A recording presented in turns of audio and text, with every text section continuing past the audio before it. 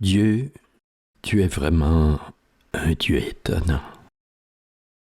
Tu viens nous sauver toi-même, en chair et en os. Tu ne descends pas du ciel en chariot de feu, ce n'est pas ton style.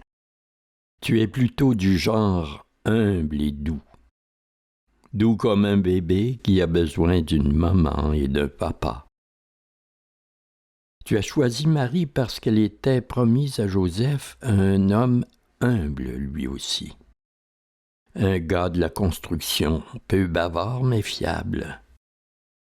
Tu nais comme nous tous, dans le sang et la douleur, tu es vulnérable comme nous tous. On doit prendre soin de notre Dieu. Tu es humble. Est-ce la raison pour laquelle tu choisis toujours les pauvres en premier, eux qui acceptent plus facilement que tu les sauves? Heureux les pauvres en esprit, car le royaume des cieux est à eux. À ta naissance, tes anges annoncent donc la bonne nouvelle à des marginaux, des bergers. Comme toi, ils sont humbles, et ils savent prendre soin de petites bêtes vulnérables. Lorsque Jésus est né, l'Évangile selon saint Luc raconte que Marie l'a enveloppé dans les langes et l'a couché dans une crèche. C'est à ce signe qu'ils ont reconnu ton fils, un enfant langé et couché dans une crèche. Il ne pouvait y en avoir qu'un seul dans tout Bethléem. Personne ne prend soin d'un bébé avec autant d'amour et de précaution pour ensuite le déposer dans une mangeoire d'animaux. Mais ce n'est pas parce qu'il manquait de soins et d'amour que cet enfant est enveloppé de langes et couché dans une mangeoire.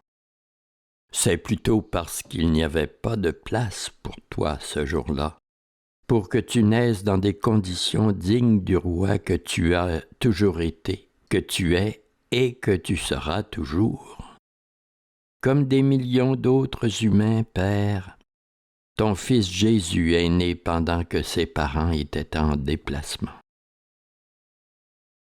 Mais d'où vient cette lumière qui rend vos visages si lumineux dans cette grotte sombre et sale? C'est la joie de tout parent qui se pâme devant la perfection de leur nouveau-né. Une lumière si éblouissante ne peut être contenue. Dans cet endroit froid et sombre, cette lumière, Jésus, me permet d'admirer ton doux visage de bébé. Ton visage humain ressemble au mien.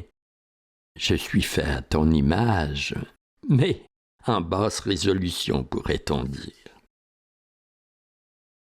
Il n'y a pas de place pour toi à Bethléem ce jour-là, pour que tu naisses dans des conditions dignes d'un roi. Il n'y avait pas de place pour toi non plus dans mon cœur, pour que tu y naisses et y grandisses. Heureusement, tu m'as touché d'une manière douce et humble au moment opportun.